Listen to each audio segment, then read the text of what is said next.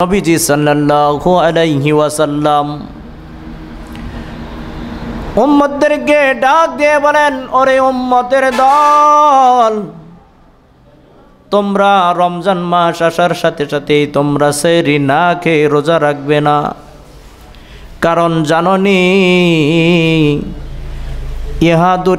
ইয়াহুদি এবং খ্রিস্টানরাও সেহরি রোজা রাখে, কিন্তু তাদের রোজা রাখার সিস্টেমটা কি জানো? ইয়াহুদি এবং খ্রিস্টানরা রোজা রাখেন, তাদের পদ্ধতি হলো তারা রোজা রাখবে কিন্তু তারা সেহরি খাবে না। তাদের সারা রাত্রের মধ্যে কোনো সেহরি নাই। তারা যে কোনো সময় ইচ্ছা করলে রাত্রের অন্ধকারের মধ্যে খানা খাইতেও পারে, নাও খাইতে পারে। এটা তাদের ব্যক্তিগত সিস্টেম, তাদের বাতানো পদ্ধতি। ও আমার উম্মত, একটা কথা মনে রাখবেন, কোনো আমলের সাদৃশ্য যেন ইয়াহুদি এবং খ্রিস্টানদের সাথে তোমাদের মিলে না যায়, এই দিকে তোমাদের লক্ষ্য রাখতে হবে। কেননা প্রত্যেকটা আমল যে করবে, এই আমলের পার্থক্যই তোমাকে নির্ধারণ করে দেবে তুমি মুসলিম এবং তারা খ্রিস্টান, তারা ইয়াহুদি। তাই তোমাদের রমজানের যখন রোজা রাখবেন, শেষ রাতে ফজরের আগ মুহূর্তে সুবহে সাদিকের সময় তোমরা কম পারো এবং বেশি পারো, তোমরা সেহরি খেয়ে নাও। আর এই সেহরি তোমাকে এমন শক্তি দান করবে, যেই শক্তির বলে তোমরা সারাটা দিন রোজা রাখবে, তারপরেও তোমাদের শরীরের মধ্যে ক্লান্তি হবে না। বলেন সুবহানাল্লাহ। এখন এই সেহরিটা খাওয়ার পরিমাণ কতটুকু এটাও আমাদের জানা দরকার। নবীজি সাল্লাল্লাহু আলাইহি ওয়াসাল্লাম হাদিসের মধ্যে বলেন, তোমরা সেহরি খাও, যদি তোমাদের খেতে মন না চা, তোমাদের সুঠাম দেহ, তুমি মনে করো আমি একদিন সেহরি খেয়ে 2 দিন রোজা রাখতে পারবো, এই রকম মনের মধ্যে তোমার সাহস আছে, হিম্মত আছে, তুমি সেহরি খাও। কমপক্ষে পানি, 1 ডুব পানি হলেও তুমি কি খাইতে পারো? সেহরি খাইতে পারো। তুমি প্রয়োজনে কয়েক টুকরা খেজুরও খেতে পারো। যদি মনে করো আমি অন্যান্য খাবার খাবো, ভাত বা আমাদের বাংলাদেশে যেই খাবার প্রচলিত হালাল খাবার রয়েছে, তোমরা ইচ্ছা করলে ওই পরিমাণ খাবারও খেতে পারো। তুমি যেই খাবারটাই খাও না কেন, মনে করো এখন সেহরির সময় নাই। অনেক ক্ষেত্রে দেখা যায় যে হঠাৎ করে দেখা যাচ্ছে ফজরের নামাজের আজান হয়ে যাচ্ছে, এই সময় হঠাৎ করে রাত্র অতিবাহিত হয়ে গেছে, খুঁজ পাইছে না, জাগ্রত হয় নাই। হঠাৎ করে দেখা গেল যে ফজরের আজানে ডাক দিছে আল্লাহু আকবার বলে, এই সময় হঠাৎ করে হায় রে, আজকে তো আমি সজাগ পাইছি না, সেহরি খাইতে পারি নাই, এখন কি করা? অনেককে দেখা যায় সে আর কোনো কিছুই খায় না।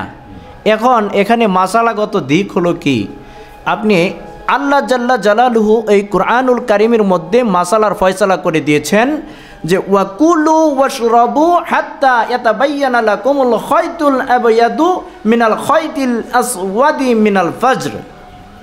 এখানে যে আমরা এখন ডিজিটাল যুগ, সেই কারণে আমাদের হাতে ঘড়ি, মোবাইল, এই সেই কত সিস্টেম, অগ্রিম আমরা জানতে পারি 6 মাস পরে যে কয়টা সময় সেহরি শেষ হবে, ঠিক আছে না?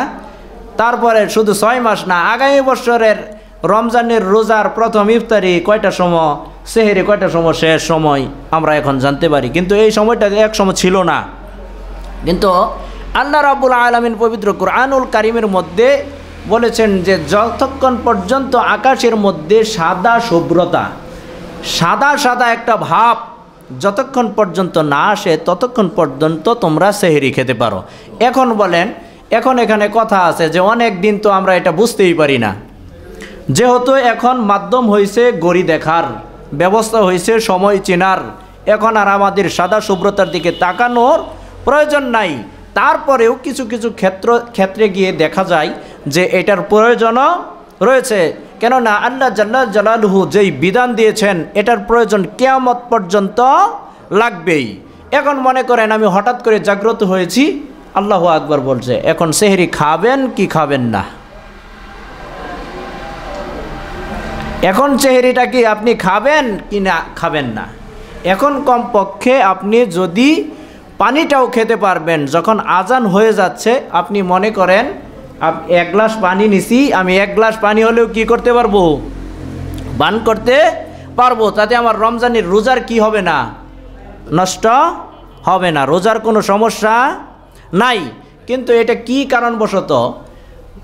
তিনটা সময়ের মধ্যে আল্লাহ রাব্বুল আলামিন বান্দার উপর থেকে কলম তুলে নেন। কি কলম? নেকি, নেক আমল এবং বদ আমল লেখার যে সময় রয়েছে এই কলমটা তুলে নেন। যখন একটা হলো ঘুমের সময়, বান্দা যখন ঘুমিয়ে পড়ে তখন তার উপর থেকে কি আল্লাহ রাব্বুল আলামিন ফেরেশতাদেরকে নির্দেশ দেন যে ও ফেরেশতারা, এই বান্দার উপরে এখন বদ আমল এবং নেক আমলের কলম আপাতত বন্ধ রাখো। হ্যাঁ, এখানে আবার কথা আছে, অনেক সময় ঘুমেও কিন্তু নেক আমল হয়, কিন্তু ওই সময় না। এটা লিখবে কখন? হয় ঘুম শেষ হওয়ার পর অথবা জাগ্রত থাকা অবস্থায়, হয় আগে না হয় পরে। কিন্তু ঘুমন্ত ব্যক্তির উপর থেকে কি হয়? লেখার কলম বন্ধ হয়ে যায়। যখন একটা মানুষ ঘুমে যায় তখন নবীজি সাল্লাল্লাহু আলাইহি ওয়াসাল্লাম বলেছেন সে মৃত মানুষের সমতুল্য। আচ্ছা বলুন তো, যে ঘুমে আপনার জীবনে অনেক ক্ষেত্রে দেখা যায় কত কিছু ঘটে। স্বপ্নে আপনি মনে করেন এইখানে আছেন, বিদেশ ঘুরে চলে আসছেন, তাহলে কি আপনি ঘুমের মধ্যে আপনি বুঝতেছেন কিছু? অথচ আপনি ঘরের ভিতরে খাটের উপরে শুয়ে রয়েছেন, আপনার মন কোথায় চলে গেছে? এই নিঃশ্বাসটা যদি, ওই রুহটা যদি আপনার ভিতরে আবার না আসে, তাহলে কি আপনি জাগ্রত হবেন না মৃত?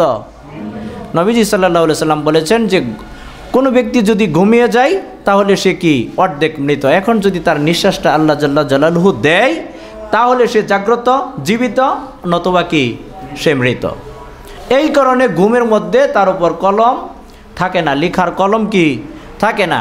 এই জন্যেই কোনো ব্যক্তি যদি ফজরের সময় জাগ্রত না হয়, আপনি মনে করেন ওই সময় জাগ্রত হয়েছেন, আপনি সামান্য দু একটা খেজুর অথবা একটা বিস্কিট, মানে 1 মিনিটের ভিতরেই আজান থাকাকালীন অবস্থায় আপনি এটা খেয়ে নিতে পারবেন।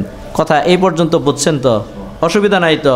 আবার অন্য কোনো ভেজকে লাগান না যায়, মানে না বুঝলে, মাসালাগত দিক যদি না বুঝলে আবার জিজ্ঞাসা করতে হয়। কিন্তু অনেক ক্ষেত্রে দেখা যায় একজনে বলছে একভাবে, আরেকজনে শুনছে আরেকভাবে, বুঝতে পারে নাই, ভিন্নভাবে ওই মশলাটা ব্যবহার করে। সম্মানিত হাজিরিন, এবার আমরা সেহরি খাওয়ার একটা সুন্নত জেনে নেই। যে অনেক ক্ষেত্রে দেখা যায় যে সেহরি খাওয়ার অতি সতর্কতার জন্য মানুষ 10 মিনিট 15 মিনিট আগেই খাওয়া ক্ষমা দেয়, মানে বন্ধ করে দেয় আর কি। এটা কিন্তু সেহরি খাওয়ার সুন্নত তরিকা না। নবীজি সাল্লাল্লাহু আলাইহি ওয়াসাল্লাম হাদিসের মধ্যে এটাও সুস্পষ্ট করে দিয়েছেন। আনাস রাদিয়াল্লাহু তাআলা আনহু থেকে বর্ণিত, যায়েদ ইবনে সাবিত রাদিয়াল্লাহু তাআলা আনহু নবীজি সাল্লাল্লাহু আলাইহি ওয়াসাল্লামের সেহরি খাওয়া সম্পর্কে বর্ণনা করেন যে নবীজি সাল্লাল্লাহু আলাইহি ওয়াসাল্লাম যখন সেহরি খেতেন, সেহরি খেয়ে উনি নামাজের জন্য উঠে যেতেন। কতক্ষণ পরে নামাজের জন্য উঠে যেতেন? যে 50 থেকে 60টা আয়াত তেলাওয়াত পাঠ করার সময় কি পরিমাণ, এখানে এই হাদিসের ব্যাখ্যার মধ্যে পাওয়া যায় যে 50 থেকে 60টা আয়াত যদি একটা হাফেজ সাহেব তেলাওয়াত করে, সর্বোচ্চ বেশি সময় যদি প্রয়োজন হয় তাহলে 10 থেকে 15 মিনিট সময় হইতে পারে। যে নবীজি সাল্লাল্লাহু আলাইহি ওয়াসাল্লাম, তাহলে আপনি যখন খানা খেলেন, সেহরি খাওয়ার পরে নামাজের যখন প্রস্তুতি নেবেন, তাহলে এটার মাঝে সময় কতটুকু? 10 থেকে 15 মিনিট। এখন যদি আপনি 15 মিনিট, আজানের 15 মিনিট আগেই খাওয়া কি করেন? বন্ধ করে দেন, আপনি কি সুন্নত তরিকায় আছেন না সুন্নত তরিকার বাইরে আপনার সেহরিটা হইল? সেহরি খাইছেন, সেহরি হয়ে গেছে, কিন্তু সুন্নত তরিকায় হয় নাই। যদি সুন্নত তরিকায় কোনো আমল না হয়, সেটা আল্লাহ জাল্লা জালালুহুর নিকট গ্রহণযোগ্য হবে না। তাহলে সময়ের শেষ ভাগে সেহরি খাওয়া সুন্নত। অনেককে দেখা যায় যে মনে করেন 5টার সময় সেহরি খাওয়ার শেষ সময়, 5টায় সেহরি খাওয়ার শেষ সময়। এখন অনেককে দেখা যায় যে 4:30, 4:30-এর মধ্যে সে খাবার খেয়ে শেষ করে মসজিদের মধ্যে চলে আসছে, মানে এখন ফজরের নামাজ টামাজ পড়ে একবারে যাবে আর কি। আচ্ছা বলুন তো, সেহরি উনি খাইছে ঠিক আছে, কিন্তু সুন্নত তরিকায় হইল? সুন্নত তরিকায় হয়েছে? তাহলে সুন্নত তরিকায় যদি সেহরি খাইতে হয়, তাহলে সময়ের শেষ সময়, যখন সেহরির শেষ সময়, শেষ দিকে সেহরি খাওয়া কি সুন্নত, এই দিকটা আমাদের লক্ষ্য রাখতে হবে। এবার ইফতারির বিষয়টা আমরা একটু জানি যে ইফতারি হলো ইফতার মাঝে এমন একটা খাবার গ্রহণ করা যেটা খাওয়ার মাধ্যমে রমজানের রোজাকে ভেঙে দেওয়া হয়।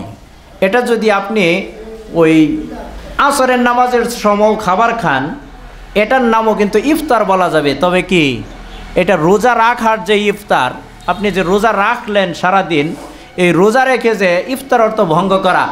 এখন এটা যে আপনি রোজা রেখে আমার যে সূর্য অস্ত যাওয়ার পরে যে আমি ইফতার করলাম, আসরের সময় খাবার খাইলে কি ওই ইফতার হইল? হাদিসের মধ্যে এরকম ইফতারের শব্দটা রয়েছে যে যারা সময় হওয়ার পূর্বে ইফতার করে ইচ্ছাকৃতভাবে, এটা একটা হাদিস রয়েছে, আমি সামনে বলবো। এখন ইফতারটা হলো নবীজি সাল্লাল্লাহু আলাইহি ওয়াসাল্লাম বলেছেন যে তোমরা ইফতারি হওয়ার পরে কি করবে না, গড়িমসি করবে না, যে ইফতারি সময় তো হয়েছে আরও 2-1 মিনিট যাক, ইফতারি তো করবই। নবীজি সাল্লাল্লাহু আলাইহি ওয়াসাল্লাম ইফতারি সম্পর্কে উম্মতদের বলেন, ও আমার উম্মত, তোমরা সেহরি যেরকমভাবে রমজানের জন্য সেহরি খাবে, এইরকমভাবে তোমরা ইফতারিটাও যখন ইফতারির সময় হয়ে যায় তখন সাথে সাথেই তোমরা ইফতার করে নেবে। কেননা রোজাদারের জন্য 2টা খুশি, একটা হলো ইফতারের সময়, আরেকটা হলো যখন আল্লাহ তাআলার দিদার লাভের সময়। এখন ইফতার কিভাবে করবে? ইফতারি মনে করেন 5টার সময় ইফতারির সময়, এবার সময় 5টা বেজে গেছে, কিন্তু 5টা বাজার পরেও অনেকে বলে আরও 2টা মিনিট অপেক্ষা করুন, আরও 1টা মিনিট অপেক্ষা করুন, ওই তো আজান শোনা যাচ্ছে না।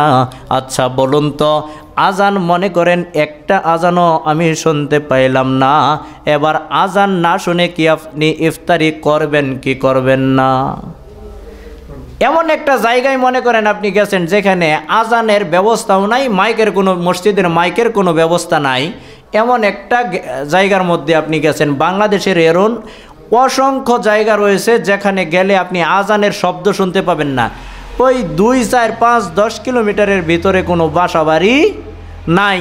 এখন মনে করেন ওইখানে আপনি আছেন, এখন আজান শুই না ইফতার করবেন না সময় হইলে ইফতার করবেন? আমার কথা বুঝতেছেন তো? আজান শুনে ইফতার করবেন না সময় হলে? সময় হলে আমাকে ইফতার করতে হবে।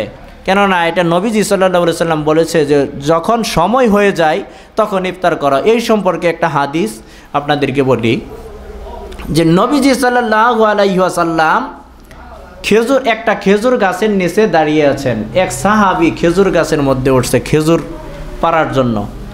এখন ওই সাহাবী যে খেজুর গাছের মধ্যে উঠছে, ওঠার পরে ওই একটু উপরিভাগে, সে অনেক উপরে, এখন ওইখান তার থেকে দেখা যাচ্ছে সূর্য এখনও কি অস্তমিত হয় নাই। কিন্তু নবীজি সাল্লাল্লাহু আলাইহি সাল্লাম নিজে যখন খেজুর, রমজান মাস, নিজে খেজুর ছাড়তেছে, নবীজি সাল্লাল্লাহু আলাইহি সাল্লাম খেজুর মুখের মধ্যে দিতেছেন, ইফতার করতেছেন। ওই সাহাবী ডাক দিয়ে বলে, ইয়া রাসূলুল্লাহ, আপনি যে ইফতার করতেছেন এখনও তো সূর্য অস্তমিত হয় নাই।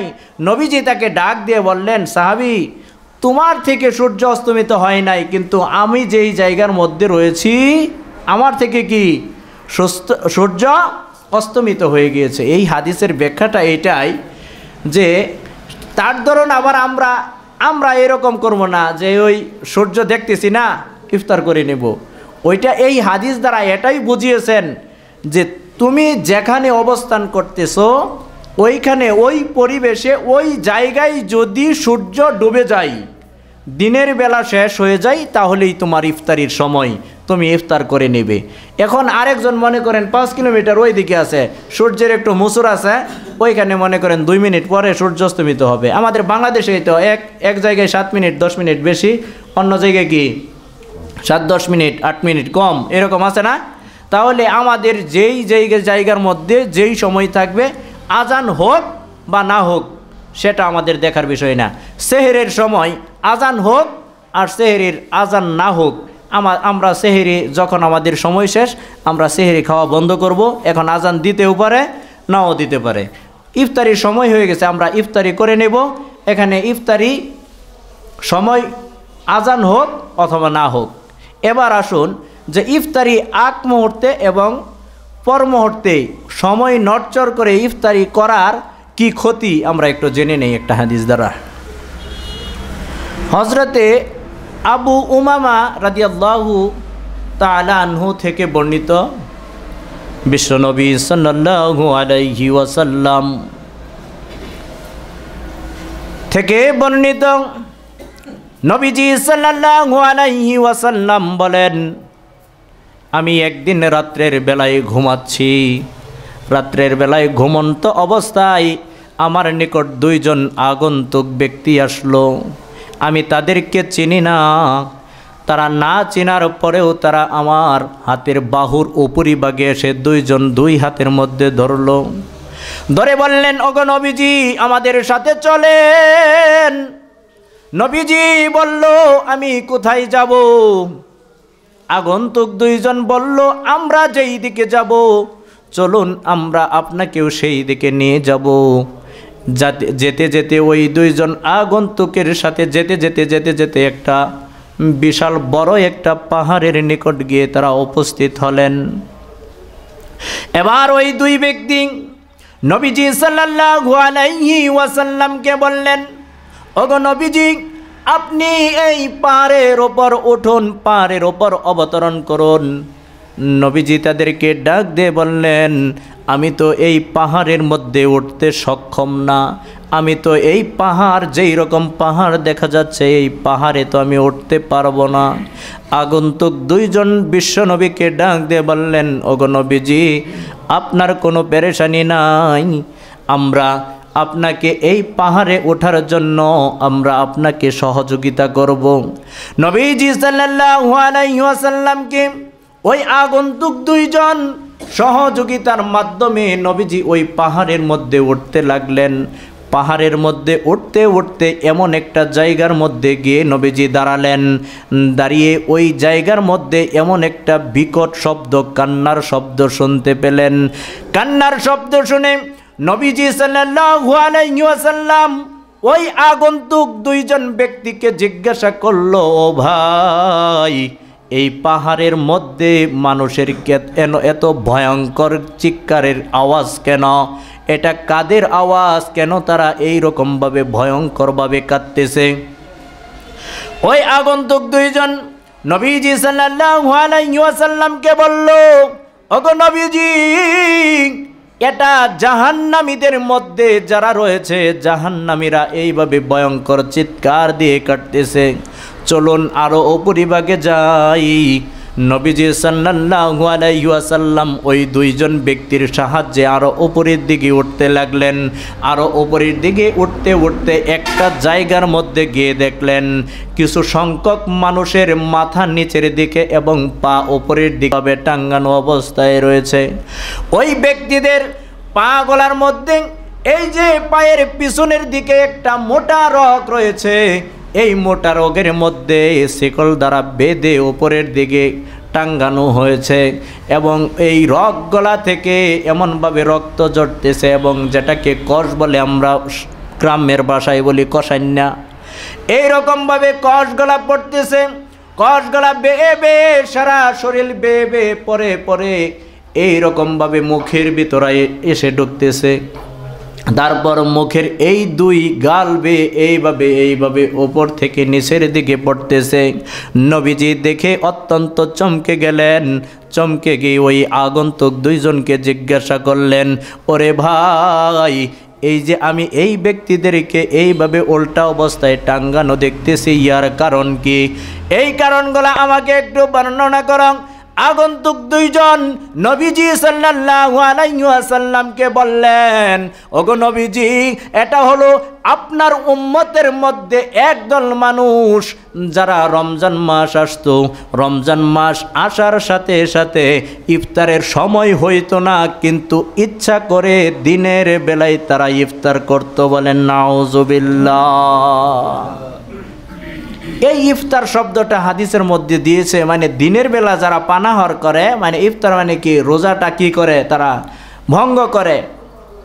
এবার এই হাদিস থেকে একটু বোঝেন যে একজন মানুষ যদি রোজা রাখে, রোজা রাখার পরেও যদি নির্ধারিত সময় হওয়ার পূর্বে সে ইফতার করে ইচ্ছাকৃতভাবে, তাহলে যদি তার এই রকম শাস্তি হয়, তাহলে রমজানের রোজা না রাখলে তার কি রকম শাস্তি বুঝে আসে? তো রমজানের রোজা না রাখার তো কোনো প্রশ্নই ওঠে না। কিতাবের মধ্যে পাওয়া যায় দুইজন ব্যক্তি, দুই রকমের ব্যক্তি রমজানের রোজা রাখে না। একটা হলো সে ইচ্ছাকৃতভাবে রমজানের রোজাকে অস্বীকার করে, আরেকটা হলো নিজের শরীরকে অথবা নিজের মনকে আলসেমি করে রেখে সে রোজা ভঙ্গ করে। এক নাম্বার যেই ব্যক্তি রোজাকে অস্বীকার করে, যেই রকম আপনি ওই ধরনের দেখতে বুজুর্গ ভাব, বেশি বাপ যারা ধরে রেখেছে, তাদেরকে যদি জিজ্ঞাসা করেন যে আপনি রোজা রাখেন না কেন, তাহলে সে বলবে এক নামাজ এক রোজা। এরকম ব্যক্তি মনে হয় আপনাদের দিকে নাই, কিন্তু আমার এলাকার মধ্যেই আছে। আমি যেখানে বসবাস করি এই এলাকার মধ্যেই এরকম ব্যক্তি আছে। যদি না, আমি তো আপনাদের এই দিকের খবর জানি না, তবে আমার এখানেরটা বলতেছি। যদি বলা হয় আপনি রোজা রাখেন না কেন, তাহলে বলে এক নামাজ এক রোজা। এই ধরনের কোনো কথা কোনো সময় কোনো কিতাবের মধ্যেও লেখাপড়ার জীবনেও পাই নাই, কোনো উস্তাদদের মুখেও কোনো দিন শুনি নাই যে এক নামাজ এক রোজা। হ্যাঁ, নামাজের ধরন তো একটাই, রোজার ধরন তো একটাই। এইটা বলা যায় যে এই রোজার ধরন যেই রকম, আগামী রোজারও ধরন একই রকম। আজকে 5 ওয়াক্ত নামাজ আমি যেইভাবে আদায় করলাম, আগামীকালও 5 ওয়াক্ত নামাজ আমি সেইভাবে আদায় করব। এটার ধরন এক হইতে পারে, কিন্তু এক নামাজ এক রোজা কোনো সময় হইতে পারে না। এটা তার বাহানা। যেই ব্যক্তি বলবে এক নামাজ এক রোজা, সে যদি রোজাকে অস্বীকার করে, ইসলামের 5টা স্তম্ভের মধ্যে অন্যতম একটা স্তম্ভ হলো রোজা। এই রোজাকে যদি কোনো ব্যক্তি একটু অস্বীকার করে, সে আল্লাহ তাআলার সাথে কুফরি করলো, আয়াতকে অস্বীকার করলো। আর কোনো ব্যক্তি যদি কোরআনের এই কোনো বিধানকে অস্বীকার করলো, সে সরাসরি ইসলাম ধর্মের মধ্যে আর থাকে না, মুসলমান থাকে না, সে কাফের হয়ে যায়। বলেন নাউজুবিল্লাহ। যদিও বাহ্যিক দৃষ্টিতে যদিও আমরা দেখি সে মুসলমান আমাদের সমাজেই বসবাস করে, অথচ মাসালা হলো, ফতোয়া হলো, ওই ব্যক্তি যদি মৃত্যুবরণ করে তাহলে ওই ব্যক্তির জানাজায় অংশগ্রহণ করা যাবে না, তাকে মুসলমানের মতো কাফন দাফন করা যাবে না, এবং তাকে এমন অবস্থা যে মুসলমানের গোরস্থানে পর্যন্ত তাকে দাফন করা যাবে না। কিন্তু আমাদের সমাজে কি এই সিস্টেম চালু আছে? মরার পরে আমরা ভুলে যাই যে এই ব্যক্তিটা কেমন ছিল, তার জানাজায় কি অংশগ্রহণ করতে পারবো কিনা, একে কি মুসলমানের কবরস্থানে দাফন করা যাবে কিনা, এটা আমরা ভুলে যাই। আরে মানুষটা মরে গেছে, এইটা এখন যাই কিছু আছে, সামাজিকভাবে যাইতে হয়। সামাজিকভাবে কি নবীজি সাল্লাল্লাহু আলাইহি সাল্লাম যাইতে বলছে? বলে নাই। তাহলে ওই ধরনের লোকগুলা হলো ফাসেক, ফতোয়া অনুযায়ী তারা কাফের। আর যেই ব্যক্তিটা আলসেমি করে রমজানের রোজা ছেড়ে দিল, এই তার ব্যাপারে কঠোর হুঁশিয়ারি নবীজি সাল্লাল্লাহু আলাইহি ওয়াসাল্লাম দিয়েছেন। কেমন? একটা হাদিসের মধ্যে পাওয়া যায়, যদি তিনটা সময়ে মানুষ যদি তার গুনাহ যদি ক্ষমা না করাইতে পারে, এক নাম্বার এখানে একটা পয়েন্ট রয়েছে যে রমজানের রোজা পাইয়া যদি কোনো ব্যক্তি তার আমলনামা থেকে গুনাহ খাতাগুলা ক্ষমা না করাইতে পারলো, তাহলে ওই রকম হতভাগা ব্যক্তি আর দুনিয়ার জমিনের মধ্যে একটাও নাই। তাহলে ইফতারি আগে পরে করার অবস্থায় যদি আমাদের একরকম হয়, আর রমজানের রোজা না রাখলে কি পরিস্থিতি হবে? বিশেষভাবে আমরা যদি একটু সচেতন হই, তাহলে আরও রমজানের যে অশ্লীলতা রয়েছে, অসারতা রয়েছে, এইগুলো আমরা সমাজ থেকে দূরীভূত করতে পারবো। সম্মানিত হাজিরিন, আরও দেখা যায় যে এই রমজান মাসে মনে করেন এই যে প্রথম দু একদিন চায়ের দোকান বা অন্যান্য যে খাবারের দোকানগুলা, এটা প্রথম 2-1 দিন বন্ধ রাখে, ওইটা তাদের উপরে একটু প্রভাব থাকে। আরে রমজান যখন আসছে তাহলে 2-1 দিন কি বন্ধ রাখি। আস্তে আস্তে দেখা যায় কি একটা নির্ধারিত সময় পরে তারা দোকানের মধ্যে পর্দা টাঙ্গায় এলা আছে না এরকম। এই পর্দা টাঙ্গানোর পরে এই ভিতরে যাচ্ছে। আচ্ছা, যেই ব্যক্তিটা পর্দা টাঙ্গিয়ে ব্যবস্থা করে দিল ওই যারা রোজা রাখে নাই তাদেরকে খাবার, ওই ব্যক্তিটা মনে খুব অনেক সুন্দর রোজা রাখছে না। একজন রোজাদার ব্যক্তিকে এই ব্যবস্থা করে দিতে পারে? কখনোই পারে না। একজন রোজাদার ব্যক্তি কখনোই এই ব্যবস্থা করে রাখতে পারে না। যারা ব্যবসায়ী ভাইয়েরা রয়েছেন, কমপক্ষে দোকান আপনার যদি খোলার প্রয়োজনই পড়ে দোকান খোলা রাখেন, কিন্তু পর্দা না টাঙ্গান। আর আমরাও যদি একটু সচেতন হই যে আমার মহল্লায় মনে করেন একটা দোকান রয়েছে, আমি একটু বললাম যে ভাই তুমি দোকান খোলা রাখো ঠিক আছে, কিন্তু পর্দা টাঙ্গানোর তোমার প্রয়োজন নাই, তাহলে একটা রোজাদারকে বেরোজাদারকে আমি কি করলাম, সহযোগিতা করলাম না সে প্রকাশ্যে খাওয়ার জন্য। অথচ কোনো উজরের মধ্যে যদি কোনো ব্যক্তি শরিয়া কর্তৃক মানে শরিয়ত নির্ধারিত যেই উজর রয়েছে এই উজরে যদি রোজা ভাঙ্গার অনুমতি তাকে দেওয়া হয়, তারপরেও জনসম্মুখে মানুষের মধ্যে বাজারে জনসমাগমে কি অন্যের সামনে খাবার খাওয়া নিষেধ। এরপরে যদি আমাদেরকে এই ব্যবস্থা করে দেয় এটার দায়ভার আমাদেরকেই নিতে হবে। আমরা যদি না বলি, আমরা যদি সচেতন না হই, এটা আমাদেরকেই কি করতে হবে, প্রতিবেশী হিসাবে আমাদেরকে এটার দায়ভার নিতে হবে। সম্মানিত হাজিরিন, এবার আসুন তারাবি সম্পর্কে সামান্য 2-1টা কথা বলি। তারাবি, এই তারাবি শব্দটা হচ্ছে তার বিহা। তার বিহা একটা শব্দ থেকেই তারাবি শব্দের উৎপত্তি। তার বিহা শব্দের অর্থ আরাম করা, বিশ্রাম করা। এবার প্রশ্ন জাগে যে তারাবির মধ্যে কি আরাম আছে নাকি? তারাবির মধ্যে আরাম আছে? তারাবি 20 রাকাত তারাবি পড়তে হয়, কষ্ট করে পড়া লাগে না? তো এখন এখানে এই আরাম করা বিশ্রাম করা কেমনে আসলো? অথচ আপনি প্রত্যেকটা কাজই আপনাকে করতে হবে সুন্নত তরিকায়। তার বিহা কাকে বলে? আমি 4-5 মিনিট সময় যদি বেশি হয় আপনাদের অসুবিধা আছে? এইটা বলে আমি শেষ করব, এই মাত্র 4-5 মিনিট।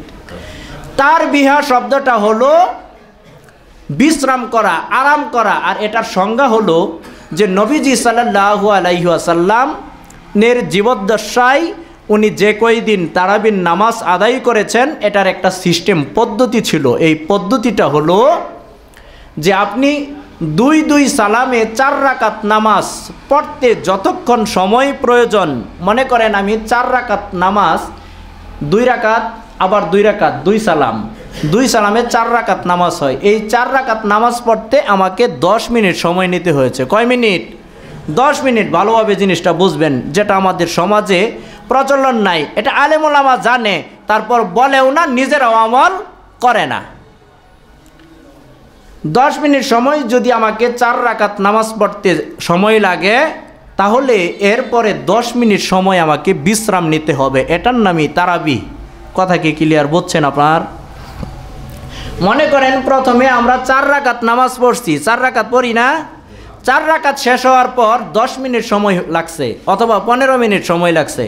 এখন আমাকে কি করতে হবে? এই 15 মিনিট সময় আমাকে বিশ্রাম নিতে হবে। এই বিশ্রামের ভিতরে আবার কথা আছে, কেউ ইচ্ছা করলে নফল নামাজ আদায় করতে পারে, কেউ ইচ্ছা করলে কোরআন তেলাওয়াত করতে পারে, কেউ ইচ্ছা করলে জিকির করতে পারে, কেউই বসে রেস্ট নিতে পারে, কেউই যদি ইচ্ছা করে যে আমি এই সময়ের ভিতরে একটু পানাহার করব, আমার ক্ষুধা পাইছে, তাও করতে পারে। কেউ যদি মনে করেন আমি একটা চা খাবো, সে চা খাইতে পারে। এই রকমভাবে যত জায়েজ কাজ আছে, বৈধ কাজ আছে, ওই সময়ের ভিতরে সে এটা কি করতে পারে। আবার এই 15 মিনিট সময় যখন আমার বিশ্রাম হইল, আবার 4 রাকাতের সময়, আবার কি 4 রাকাতের সময়। এটাই হলো মূল তারাবি। এই তারবিহা যে শব্দটা থেকে এই তারাবি শব্দের উৎপত্তি হয়েছে, এই বিশ্রাম গ্রহণ করা।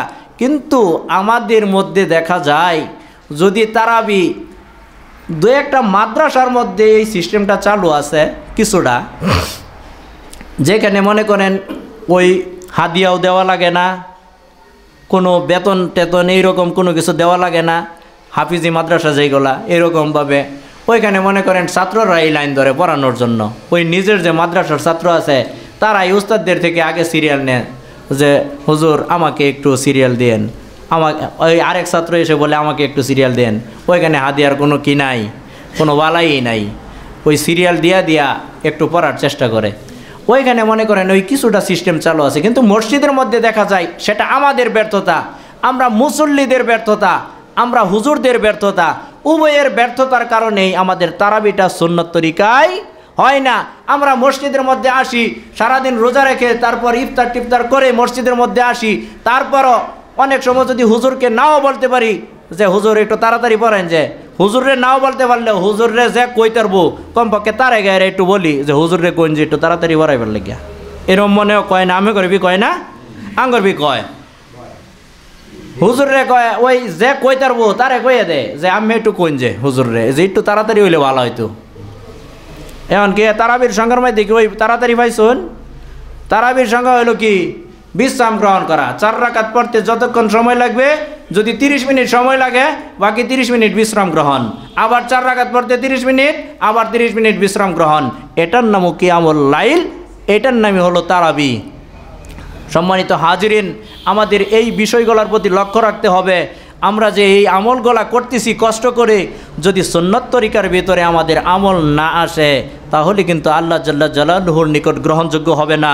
যেহেতু সময় শেষ, আমাদেরকে এই রমজান মাসের প্রত্যেকটা আমল বুঝে শুনে সুন্নতের উপর কায়েম দায়েম রেখে আল্লাহ তাআলা যেন আমাদেরকে করার তৌফিক দান করে, আমাকে সহ এবং আপনাদের সকলকে। সেই জন্যে সকলেই বলুন আমিন।